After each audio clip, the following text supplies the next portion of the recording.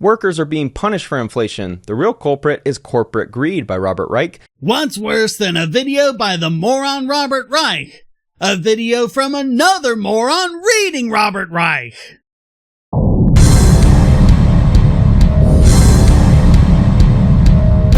Big corporations are using inflation as cover to raise prices. Just what do you think inflation is? It's a rise in prices.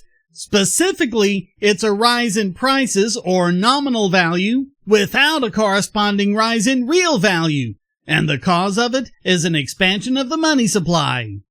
This video, by the way, was requested by Derek Power. If you'd like to request a video for me to debunk, just go to Patreon or Subscribestar and contribute at the $2 level. Yet the U.S. Federal Reserve is raising interest rates, further hurting Americans. Interest rates need to rise. That's how you get the recovery. You need investment money to get resources redirected to meet consumer demand. The only way to do that is to increase interest rates, which encourage more people to save and invest. That puts more capital into the hands of firms. Those firms, having to pay a higher interest rate, are going to get shorter-term loans for shorter-term projects, which is what's needed to get the economy back on track. Once we've recovered, interest rates can go back down so that firms can get loans for long-term projects again. Maybe Reich would know this stuff if he were an actual economist. One concern I have today is that big corporations will increase prices to match inflation. I don't even know how to deal with this level of stupid.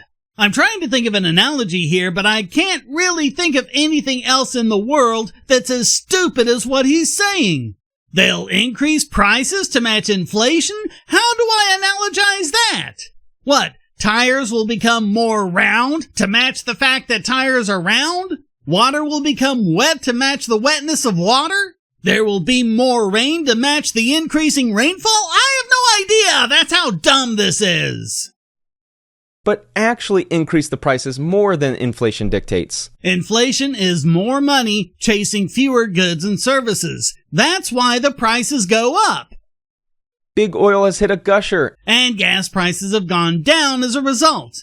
They hit a peak of $5 back in June. Now they've dipped to about $3.90. If you're correct, why are gas prices going down? A corporation's purpose is to drive as much profit as possible. Are they really telling the truth that they need to increase prices because of inflation? Yes, they are. Or is it an excuse to make more money? If you knew anything at all about how economics works, you'd know how stupid you sound. They can't just arbitrarily increase prices. Look at the supply-demand graph sometime. The reason why prices are going down again is for two reasons. The first is that oil supplies are beginning to rise again, increasing the supply curve. And the second is that people are driving less, cutting down on unnecessary travel, both because of high gas prices and the price of other household necessities like food that they need to divert the money to. And that drops the demand curve. And as you'll learn in any Econ 101 class, greater supply with lower demand means prices drop. Why do you people think that companies can just charge whatever they want? And why are they all of a sudden more greedy now than they were, say, 2 years ago? But on a broader note, throughout his video he commits the same fallacy over and over again, whining that profits are bigger while ignoring two things. They're a bigger share of a smaller pie, and they too are experiencing inflation. So even though profits may be bigger nominally, adjust for inflation, and they're about the same. Exxon said it was on track with a plan for $30 billion in buybacks in 2022 and 2023. Increase in prices has more to do with fulfilling their desired buyback goals than making ends meet as a business. Okay, I was wrong. You can say something stupider than the prices matching inflation thing. Stock buybacks do help them make ends meet. They reduce the balance sheet while at the same time reducing the number of shares outstanding. It's not a good long-term strategy, but in a short-term economic crisis like the one we're in now, it can be a good idea. As I said earlier, we need investment right now. But investing in R&D or expansion or increasing employment or output can hurt the stock price short-term. And that's something they don't need right now. But buybacks reduce the outstanding shares, or, in economic terms, they reduce the supply. That can give a short-term boost to stock values, allowing them to engage in the short-term projects that they need that would otherwise depress the stock. Us humans aren't able to grasp the scale of large numbers, so I'll give you a little lesson on how much money $20 billion is. I'm gonna skip this whole pile of crapioca. Not only is he being incredibly supercilious, but all he's doing is admitting that his whole video is just one giant over 9,000 fallacy. He's going to scare you with how big the raw numbers are without putting them into any kind of context.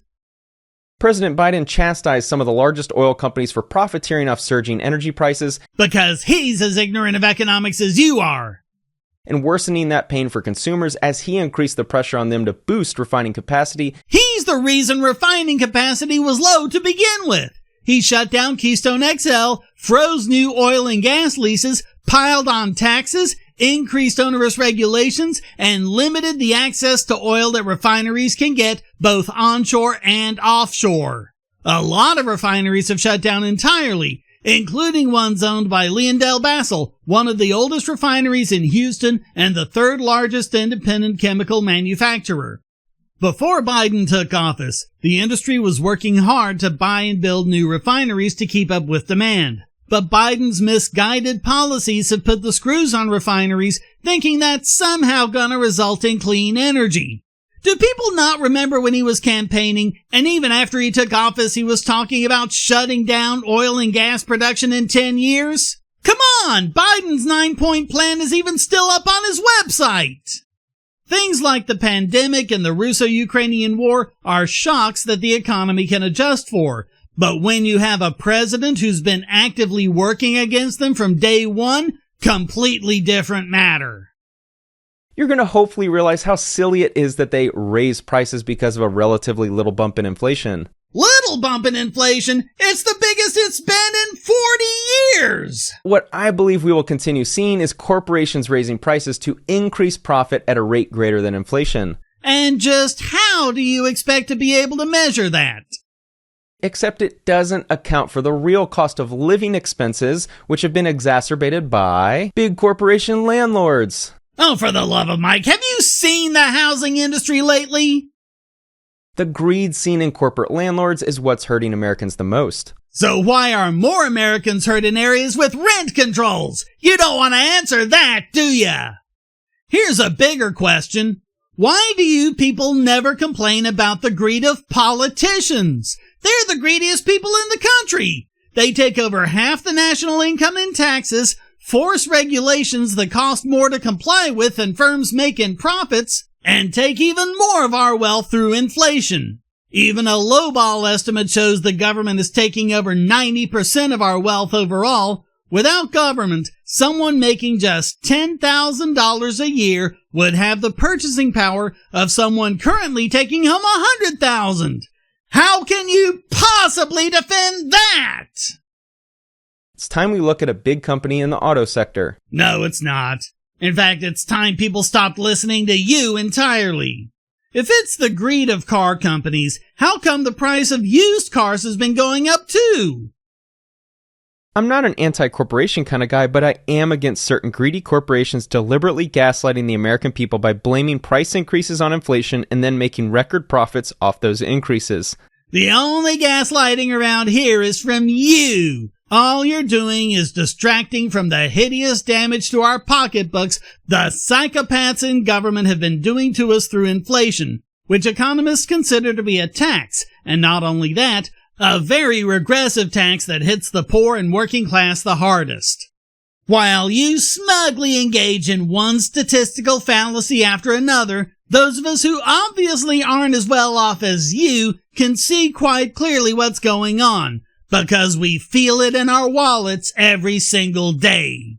Maybe that's why you people can't actually seem to get the support of working class people, because you're not actually for the people. You're just using them as political fodder. And when you're actually living through it, it's obvious. So thanks for watching. Please hit like and subscribe, leave a comment, and go to donate.bogosity.tv to keep me doing what I do. And check out all the great content here, like this video selected just for you.